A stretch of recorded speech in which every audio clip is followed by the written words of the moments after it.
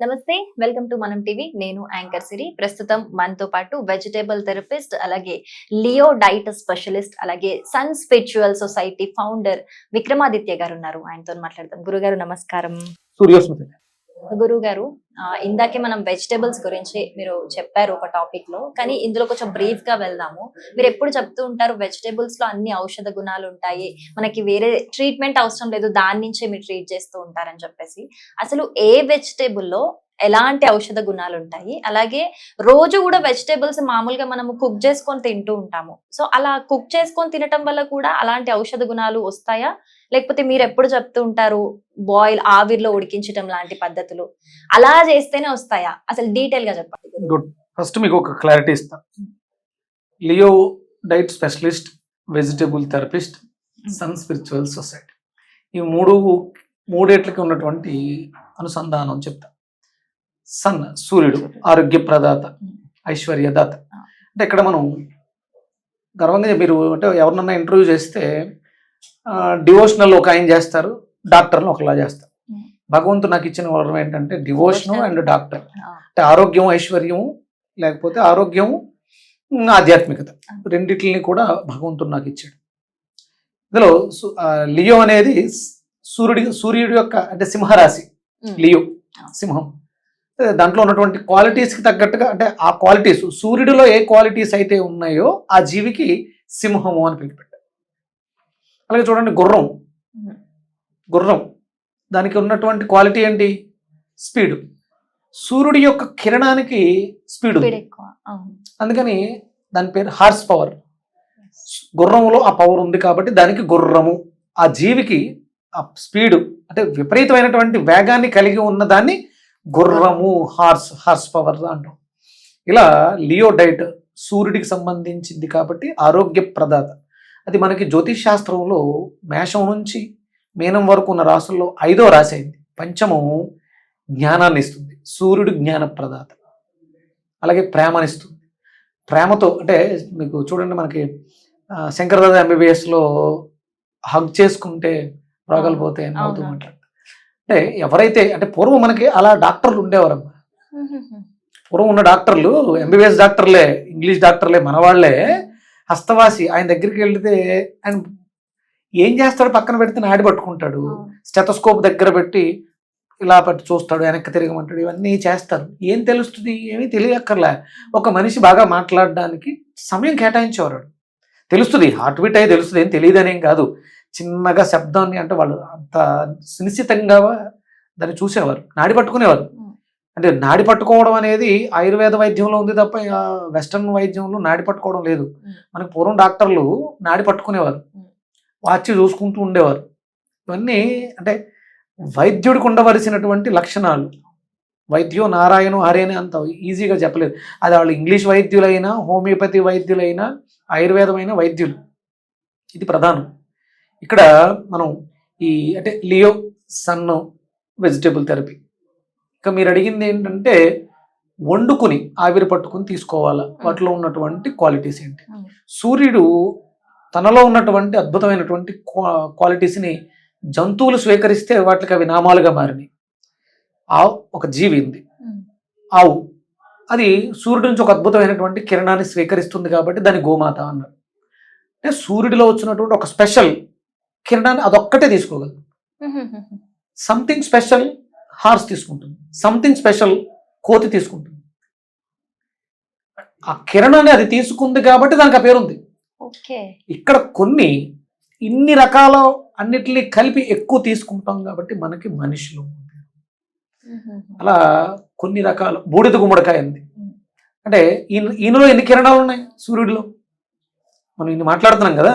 అంటే గుర్రానికి శక్తినిచ్చేటువంటి ఒక కిరణం, కోతికి శక్తినిచ్చేటువంటి అంటే ఈ చెట్టు నుంచి ఆ చెట్టు మీదకి దూకేటువంటి గుణం, లేకపోతే రాళ్ళని చిన్న చేతులతో పట్టుకుని పాకేసేటు గుణం. మీరు మేకలు చూసారా? చిన్న ఎడ్జ్ ఉంటే కొండ మీద నడుచుకుంటూ వెళ్ళిపోతుంటుంది.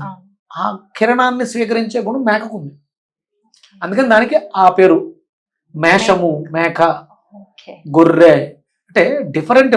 అంటే మనం ఎన్ని రకాలైతే జీవరాశి ఉందో అన్ని రకాల కిరణాలు ఆయనలో ఉన్నాయి. అందుకని సన్ స్పిరిచువల్ సొసైటీ అనే ఒక ట్రస్ట్ ఫౌండర్గా వెజిటేబుల్ థెరపీ. ఇది ఎందుకు అంటే కిడ్నీని బాగు చేసేటువంటి ఒక కిరణం సూర్యుడిలో ఉంది. కిడ్నీకి వచ్చినటువంటి రుగ్మతని నయం చేసే ఒక కిరణం సూర్యుడిలో ఉంది. అది తీసుకోవడం నేను మర్చిపోయాను. అది వంకాయ మొక్క తీసుకుంటుంది, అది మర్చిపోలే. ఓకే. ఆ వంకాయని తింటే సరిపోతుంది. అంతే. ఇప్పుడు ఇంకొక సమస్య ఏంటంటే, నేను తీసుకోవడం మర్చిపోయాను, తీసుకున్న దాన్ని జీర్ణం చేసుకోవడం కూడా నా నోరు మర్చిపోయింది. శోషరస వ్యవస్థ అని ఒక వ్యవస్థ ఉంటుంది. ఆ వస్తువులో ఉన్నటువంటి మెటబాలిజాన్ని, అవసరమైనటువంటి పోషకాలని నాలిక తీసుకోవడం మర్చిపోయింది. ఇప్పుడు ఉన్నటువంటి జనాలు మనకి మందులు కూడా పని చేయట్లే. అవును. అంటే మీరు తిన్నారు అంతే, ఒక మెడిసిన్ వేసుకుంటున్నారు, బి కాంప్లెక్స్ టాబ్లెట్ వేస్తున్నారు, అది లోపలికి వెళ్ళి విడిపోయి ఆ ఏ ఆర్గాన్స్కి అవసరం అవి తీసుకోవాలి. ఆ రిసీవింగ్ అంతా నోట్లో జరుగుద్ది, అది జరగట్లే. ఎందుకంటే మనకి నమిలే ఓపిక లేదు. మన పళ్ళని కెమికల్ పేస్ట్లతో పాడు చేస్తాం. అంటే పళ్ళని తోవడం కోసం వాడే పేస్ట్ నాలుక మీద సున్నితంగా ఉన్నటువంటి ఆ టేస్టింగ్ బడ్స్ని మూసేసి, అందుకని అది రిసీవ్ చేసుకోవట్లేదు. మీరు ఎప్పుడైనా హోమియోపతి పిల్స్ వేసుకున్నారా? చిన్నప్పుడు నాలుక మీదే వేస్తారు, మింగక్కర్లా. అది నాలుక మీద ట్రీట్మెంట్ చేస్తుంది. అది వైద్యం అంతా నోట్లో జరిగిపోద్ది, లోపలికి వెళ్ళిన తర్వాత చేసేది ఏమి ఉండదు, వేస్ట్ బయటకు వెళ్ళటం తప్ప. ఇప్పుడు నోట్లో జరగాల్సిన వైద్యం జరగట్లేదు. అందుకనే మన వైద్యం అంతా కూడా నాలుక మీదే చేస్తాను నేను. వంకాయ జ్యూస్ చేసేసుకుంటే నోట్లో వేసుకుంటాం కదా, సిప్ సిప్ చేస్తూ తాగాలి, తగలాలి, నాలికకి తగలాలి. నోట్లో ఉన్నటువంటి ఆ దంతాలకి చిగుళ్ళకి తగిలితే అది ఆర్గాన్. వంకాయ అయితే కిడ్నీ మీద, దొండకాయ అయితే లివర్ మీద, మునక్కాడ అయితే ఊపిరితిత్తుల మీద, బెండకాయ చాలా ఇంపార్టెంట్ శోషరస వ్యవస్థ. ఏదైతే మర్చిపోయామో ఆ మెమొరీని తీసుకొస్తాయి. ఆ మెమొరీ అంతా ఎక్కడుందంటే కూరగాయల్లో ఉంది. మన డిఎన్ఏకి కావలసిన, మన డిఎన్ఏలో ఉన్న మొత్తం మెటీరియల్, మెటబాలిజం, కెటబాలిజం, ఎనబాలిజం అణువుల రూపంలో, విత్తనాల రూపంలో ఇంకా ఈ భూమి పోషిస్తుంది. ఉదయం సూర్యకిరణాల నుంచి అది తీసుకుని ఆ సంయోగ క్రియ జరిపి సాయంత్రానికి ఔషధంగా మారుతుంది. సాయంత్రం వరకు అంటే చంద్ర కిరణాలతో ఒక కిరణాన్ని చంద్రుడు తీసుకుంటాడు, దాన్ని మళ్ళీ మార్చి మార్నింగ్ ఒక మెటీరియల్ ఇచ్చింది సూర్యకిరణం. ఇది మళ్ళీ ఒక కిరణం చంద్రుడు తీసుకుని, చంద్రుడిలోంచి ఒక చల్లదనం, ఇది ఫైర్, ఇక్కడ చల్లదనం, ఇవి రెండు కలిస్తాయి. ఆ కలయికతో ఒక అద్భుతమైనటువంటి పదార్థం వంకాయ తయారైంది. పదము పదార్థంగా అప్పుడు మారింది. దాన్ని పచనం చేస్తే ఔషధమైంది. పచనం అంటే జీర్ణం. ఫైర్ మండించాం, లోపలికి వెళ్ళిన తర్వాత మండింది. ఆ మంటతో మన శరీరంలో ఔషధం తయారైంది. కాయగూరలకు అంత అద్భుతమైనటువంటి శక్తి. ఇది లోపలికి వెళ్ళిన తర్వాత ఫైర్ జరగాలి. మీరు బయట ఫైర్ చేస్తే పదార్థం శక్తిని కోల్పోతుంది, అవి రేపే పెళ్ళికి వెళ్ళిపోయింది, వేస్ట్ మెటీరియల్ మిగులుతుంది. అందుకని వండినవి నేను వాడను. అది మన లోపలికి వెళ్ళిన తర్వాత అప్పుడు ఫైర్తో అనుసంధానం అవుతుంది. ఆటోమేటిక్గా మన బాడీ ఎంత వాటర్, మన బాడీలో నీటి శాతం ఎంత తల్లి? 70%. 30% మనం సాలిడ్ బాడీ, 70% లిక్విడ్ బాడీ. ఈ లిక్విడ్ దాంతో కలిసి, అంటే లోపలికి వెళ్ళిన 100 grams వంకాయ మనం జ్యూస్ చేసి ఇస్తే ఈ 70-70% వాటర్ తోటి ఉన్నటువంటి దాంతో కలిసి అది చేయవలసిన విధులేంటో దానికి అస్పృహ ఉంది. ఎందుకంటే సూర్య విజ్ఞానాన్ని అద్భుతంగా నేర్చుకుంది వంకాయ మొక్క. సూర్యుడు వస్తున్నాడని గొడిగేసుకోవటం, ఏసీ రూమ్ లో పారిపోవడం, ఏసీ ట్యాన్ అవుతుందని, ట్యాన్ అయ్యే నల్లగా అయిపోయింది వంకాయ. థ్యాంక్ యూ సో మచ్ గురుగారు, చాలా అంటే చాలా డీటెయిల్ గా ఎక్స్ప్లెయిన్ చేశారు. Thank you so much. Surya